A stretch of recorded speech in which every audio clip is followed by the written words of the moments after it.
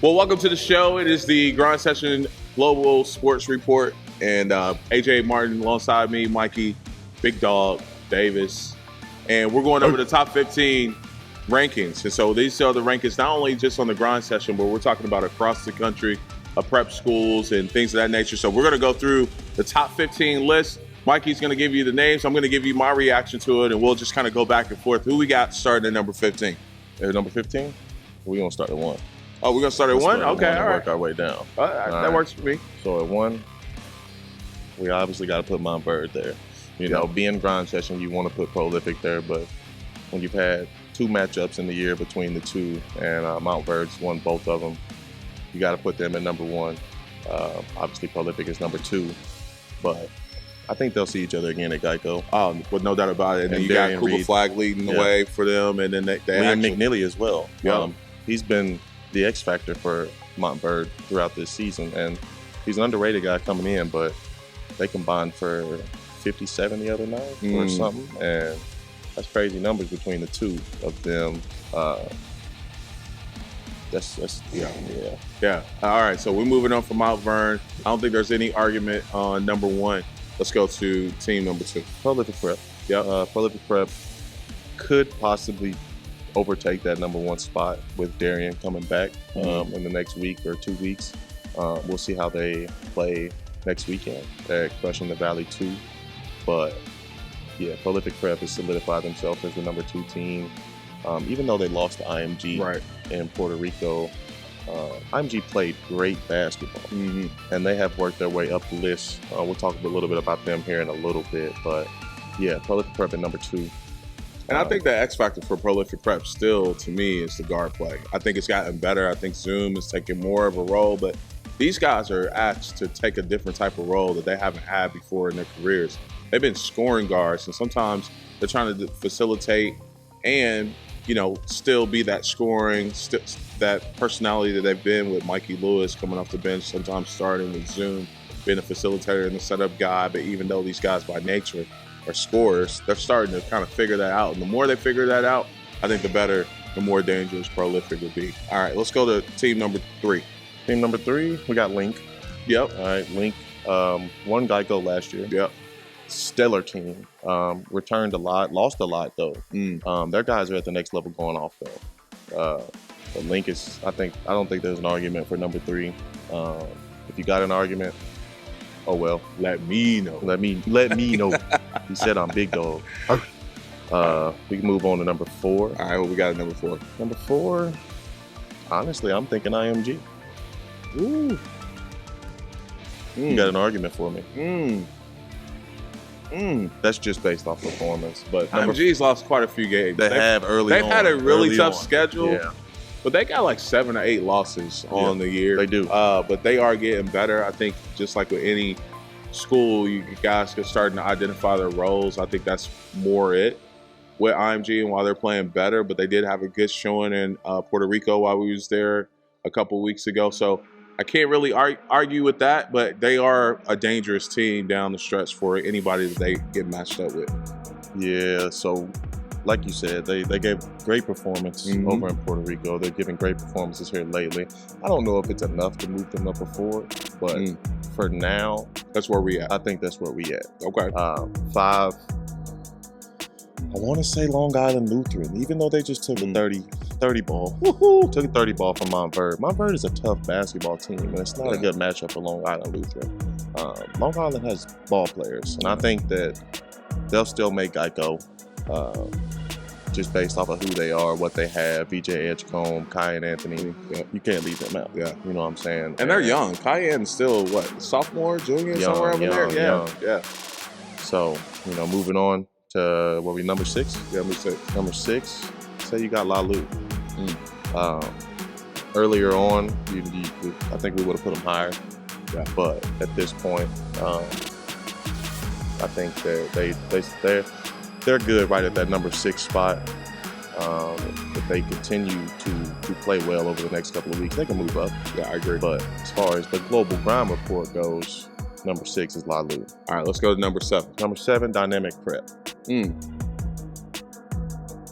Not too much to say? No?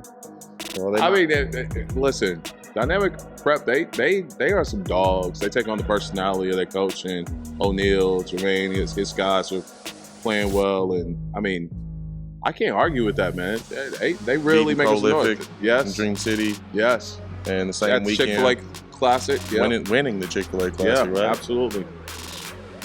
That's a tough little 3-4 game span that they went through, and knocking off to go from out of the top 25, right? You know, to I don't think they can make Geico due to rules and stipulations, but as far as the rankings go, I think they're pretty high up there, and we'll keep them right there.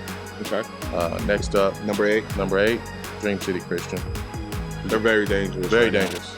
The more comfortable Ike Olazee gets, and as the season going on, we've seen the type of talent that Coach Kyle Weaver was talking about preseason.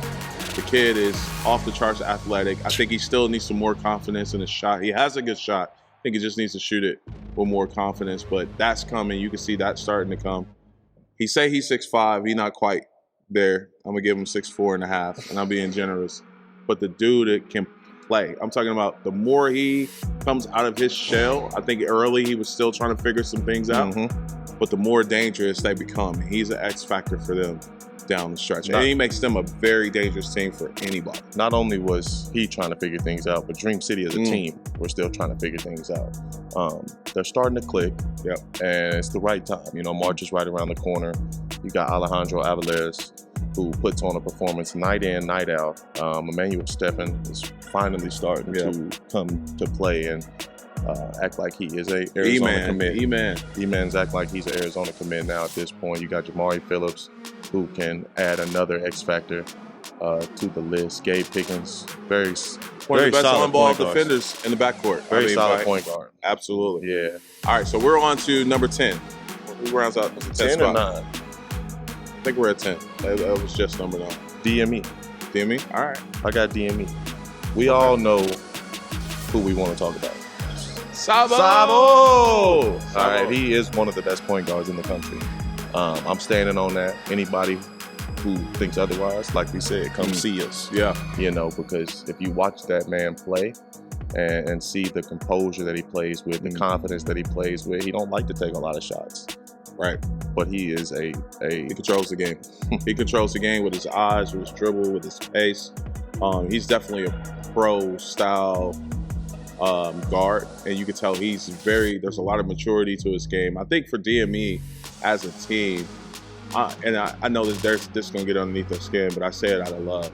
They lack a little bit of toughness. And what I mean is on the defensive end, I think Mustafa Tiem has to step up and be a little bit more physical. I don't think he realized how much he can dominate a game without scoring. I think once he realizes that'll take them to another level, and then getting back a Robinson who's hurt. Yes. A healthy Robinson makes them a dangerous team. But if they make a commitment defensively, they're fine scoring points, but they make a commitment defensively, they can hang with anybody in the country. And I think sometimes when you see them get a good win, and you see them take a lopsided loss, first thing I look at is the defensive end.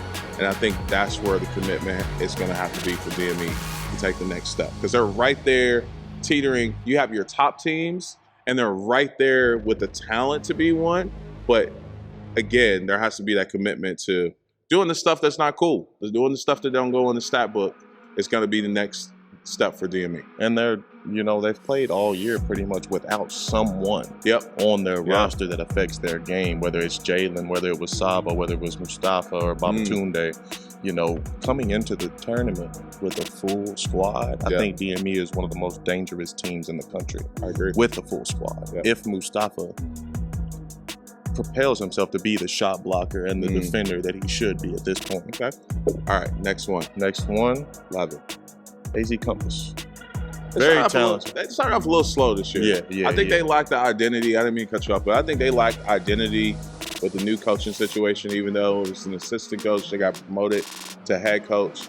But I think they lacked identity, and they're starting to figure that out and get that. They have some pieces moving around, some kids kind of leave, and just kind of like everybody, again, like a lot of other teams, figuring out your roles the first 2.5 months of the season. Now, it's crunch time. And so now you're starting to see that pedigree of an AZ Compass that we're used to seeing, hanging their hat on the defensive end. So Pete's going to have them together. It's not his first rodeo. Obviously, he's been along the ride the whole time with them at AZ, but it's it's just different. It's just different for them this year. So we'll see how it works out for them. I think they made it to the championship last year. They did. They lost the link. Yep. As we said, very talented team. Compass has a stacked roster. Sammy, Fears, the list goes on. But if they could pull it together, and Pete can get that together. Yep. It's right around the corner, so he ain't got a lot of time, but got to get it together. And I think that's where they are. Coming up after them, I say Combine. Okay. Combine is actually, we're in North Carolina right now. They're right around the corner. Yep. Their identity is they play hard, but if they shoot the ball well, they're a very dangerous team as well. Yeah. So we're moving on to the next one. Yeah, we're moving on to the next one. Moving on to the next one. All right. Early on, I would have had Bella Vista, but they lack identity. And for them to be at this point in the season, to be so deep, you shouldn't lack identity this far into the season. Yeah. You only have a couple of regular season games left, so can't put them in right there. I want to, but I can't. All right. So who you putting in? Oak Hill. Okay. Oak Hill is a name that right? That you grow to love. I didn't mean to cut you off. No, you're good. Go ahead. I was just gonna say Oak Hill is kind of like in that AZ Compass position where you got a new coach, you had a guy who couple bad losses. Yeah, and you got a guy in Steve Smith who was there forever, and now he's kind of he's not the voice anymore on the sidelines. He's still involved with the school, but just they're another team that really struggled really bad early, and now picking it up here on the back end of the season. So Oak Hill could be a dangerous team. But there's a team I would put in front of Oak Hill that you're going to get to, though. So go ahead. No, you go ahead. Utah Prep. Prep. I put Utah Prep is going to be a top-tier team in a year. Yes. They're 12 months away. Their whole entire roster is completely filled with underclassmen. They don't have one senior in their team. You got JJ Menequit. Top point guard. One of the top point guards. Yeah, one of the top point guards in the country. Great size. Won a gold medal this year with playing USA basketball. But the Placide twins, they've actually gotten taller. They came in the year listed at 6'8". These dudes are like 6'10", 6'11". Yeah.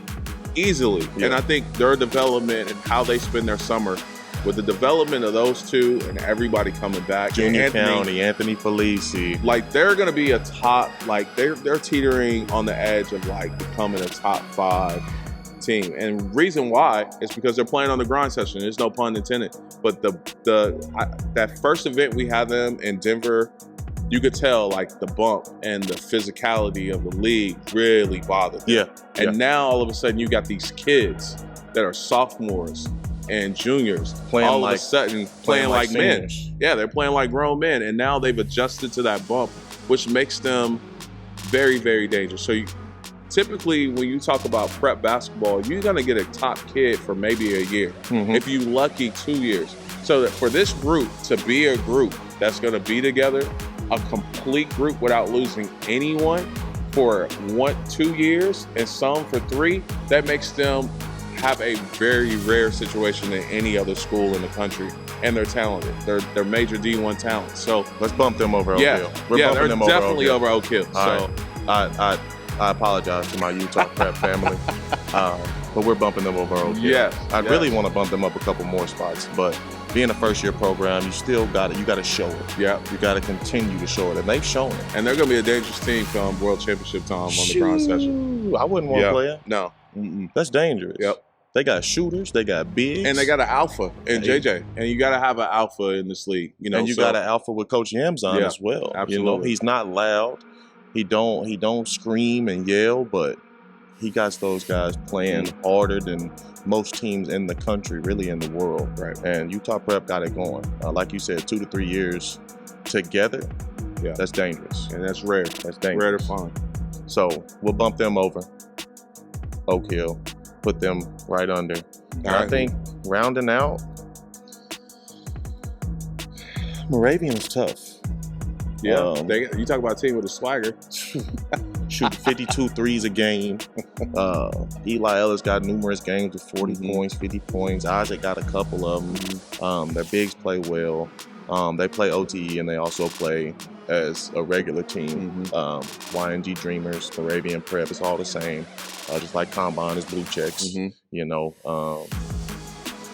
what do you think? You think they can round it out? Listen, they can come for me. I don't really care, but I get it. They play to their identity. They shoot a lot of threes, but you're not going to beat really good teams with the way that they play. Well, they have. But what I'm saying is, if you're talking about who could be the top team, I think, they're in the top 15, but can I see them ever get into a top 5 status? No. I don't think so. And they're ain't fun. They are probably one of the most fun teams to watch in the country. They got the swagger. They talk. They're going to be entertaining. They're going to shoot a bunch of threes, so on and so forth. And I've seen them up close and personal in their style. They kind of got like a, they got that swagger. We outside. We here. Swag to them. We here. We always gonna be here, but you won't be top 5. Exactly. But they are a good team. They're fun to watch. They're fun to watch. Is that who's a bubble team for you? Who's sitting right outside of this thing that could possibly, like, if you're weighing, like, like maybe they're top 15, maybe they could be a top 10, but right now they're taking a couple bad losses or injuries or whatever. Who's that bubble team for you right now? I think it's Wasatch. Okay. Yep. Wasatch. I think you got a couple of them. You got Wasatch. You got Bella Vista if they can find their identity. Bella Vista don't have a go-to right now. No. Offensively. So they hang their hat on their defense, which will get you far. Yeah. But if you're a minute and a half and you're down 6, like, who do you go to? Who are you putting the ball in the hands of on Bella Vista? And I love that they run sets, but sometimes you got to have a dude that you just like, go. Hey, set a high screen, let him do his thing, or just go. I feel like every other team we talked about has a dude that can just go. Yep. And I think the last time really Bella Vista had a dude, we're talking on Armstrong, like a serious, but that team had a couple of dudes. Yeah. So, but again, if you don't play your game, if you don't play well against Bella Vista, they grind out games. Like, they're not going to come out and just beat a team by 30, but they can win by 20. But it's going to be, it's going to be a slow grind. They win a quarter by 4, win the next quarter by 6, win the next quarter by 5 by running their stuff and playing good defense. But they're, and again, they're super, super dangerous, but they're very well coached. Tony has those guys together. They didn't have the weekend they wanted in North Carolina, but again, down the stretch, they're going to be very tough to deal with. Oh yeah, that's a tough team to deal with down the stretch. But as we said, you got to find a guy. Exactly. If you don't find a guy, they're going to pick on you. They're going to figure it out. Oh, I left out Columbus. The Boozer. Yeah, definitely. Yeah, they're definitely up there. Yeah, we just notch everybody down. Just slide them right in. 6 or 7. Yeah, you got to bump some guys down. Slide them in there. Slide Paul the fourth in there, and bump a couple guys down. Those last couple we talked about, Moravian and Oak Hill. And that's why this is fun. That's why it's so hard to do when you talk about the top 15. So many. There's so many great teams. Plethora of great teams. And some of them we get to see in person. Some of them we keep track of, and a lot of great talent across the country. And I will tell you this, outside of Mount Vernon, this has been one of the most, competitive season with a lot of parity across the board when you think about the top teams. Mount Vernon, I think, still is a beatable team, but they deservingly have been the best team this country in the country this year. 26-0. Yeah, they haven't lost a game. And you think about teams that have gotten to this point before. You think about Prolific. They were at this point last year. Yeah. A couple years before that with the Jalen Green group and all that kind of stuff. So we've seen other teams get to this point, but now this is the part of the season where the wear and tear of the season comes into play. How does the body feel? How are guys? How healthy are your guys? And so and now there's a lot of film. You play teams multiple times. So, you just talked about how Prolific was at this point last year. All right, so we got the first round of our World Championship, and they played Albuquerque Prep, and who really, if you go to outside of the grind session, nobody knows who you're talking about when you say Albuquerque Prep or ABC Prep. And they made that a 1-point, 2-point game. 1-possession game. And almost pulled off one of the biggest upsets in the history of not just the grind session, but in high school basketball. Yes. So like you said, my Bird, they have solidified themselves as the #1 team. But Anybody can get knocked It ain't over till it's over. That's it. It ain't over until Who it's say over. they won't smoke with me? You might get knocked off. Exactly. Definitely let us know about your opinions too. You can always hit us up on social media. If you're not following us on social media, please do so. The Grind Session on Instagram, Tanager Sports on Instagram, Mike FIBA. Dog. FIBA. And don't forget, FIBA partnership. Yeah, you can see all that information at our Instagram as well about the FIBA partnership. I know we're going to be getting around the country this summer and working with some camps and things of that nature. So, oh, okay, all right. So anyway, but y'all stay tuned because stay tuned. The Grind Session will be the first lead, and we will be the last one standing. That's right. All right, I like that. Y'all can follow, but you can't be us. All right, we'll see you next time right here on the Grind Session Flow Report.